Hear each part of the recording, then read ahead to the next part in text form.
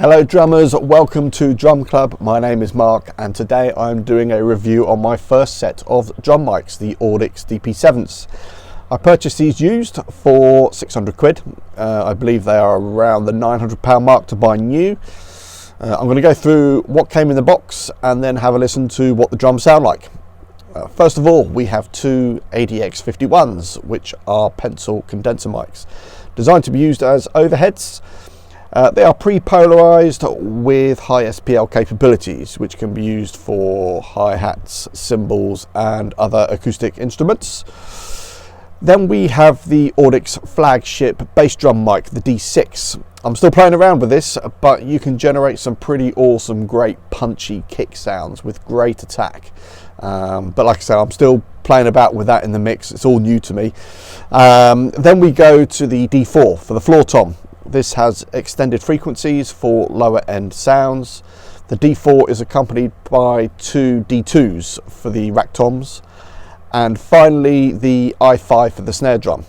Very similar to the SM57. However, personally I feel the i5 has a slightly fuller sound, although I suspect many will have their own opinion on this. Check them both out on YouTube.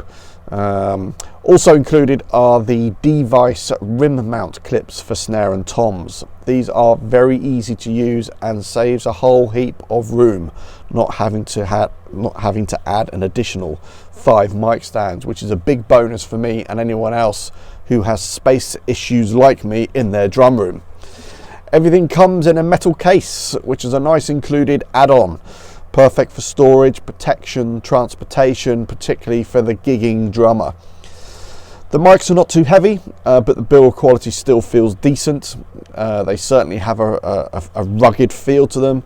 Again, enough for a gigging drummer to not have to worry too much about getting them damaged. When it comes to mic positioning, the snare is fairly standard, a couple of inches above the head on the edge of the rim, pointed towards the center of the drum. My kick is placed in the center of the drum, pointed towards the head. The tom mics are angled quite sharply down on the edge of the drums. I found they still sound quite good, but it reduces the bleed from the cymbals. I know there's probably a more effective way of solving noise bleed issues in the mix, but I'll figure that out in time. Nothing crazy with the overheads. The left is pointing down towards the hi-hats and the right is pointing to the ride. Both roughly 2 foot above the cymbals. Ideally, I'd probably have liked them a little higher, but my ceiling is only 6'4". So hey, what can you do? All the mics are going to a Focusrite Sapphire Pro 40 interface, which is going to my Mac, which is running Logic Pro. As you can see, I'm in a very small room, which affects the sound. I have zero sound engineering experience.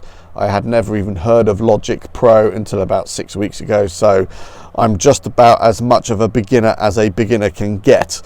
But hopefully, if you're looking around researching for some mic sets, this will still be of some use to you.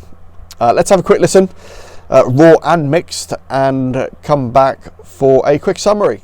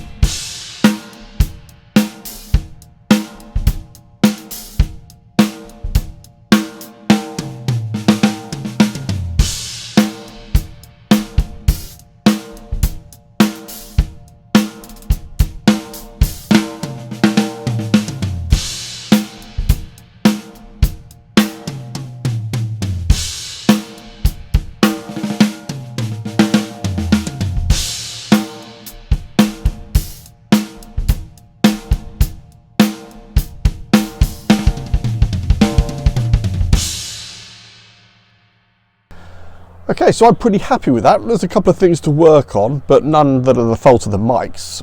There's some sympathetic resonance coming from the toms when I use the bass drum, which I'm not sure how to fix that at the moment. I think I'd like the kick to have a little bit more attack, a bit more punch, and the same with the snare, but on the whole there isn't too much. I don't think there's much I'd change. I find it difficult getting the sound I want to come through the phone speakers. Obviously 90% of listeners on YouTube hear your videos through their phones, so whilst the drums can sound great coming through your monitor speakers or your Mac, it doesn't translate through people's phones. And this is frustrating. Anyone that's been in this position, you spend hours trying to get the right sound. You think you got it, and then you upload it and it sounds crap coming through people's phones. But again, that's not the fault of the Audix mics. So I'm sure once I gain the experience, this will improve. So the verdict, I think they're great. I absolutely recommend them. They're relatively affordable, especially if buying when used. If you like the sound that I'm getting and indeed like this video, please like and subscribe. I'll be doing another video in a couple of weeks on the preset that I use, or presets that I use on Logic Pro. And they would have to be presets because I haven't got a clue how to mix them individually. So thank you for watching. Please leave a comment on what you think below, whether you think it's good or crap. Don't just say they sound crap. Tell me why they sound crap or how you would improve it, because that's how I learn. So thanks for watching, and I will see you on the next one.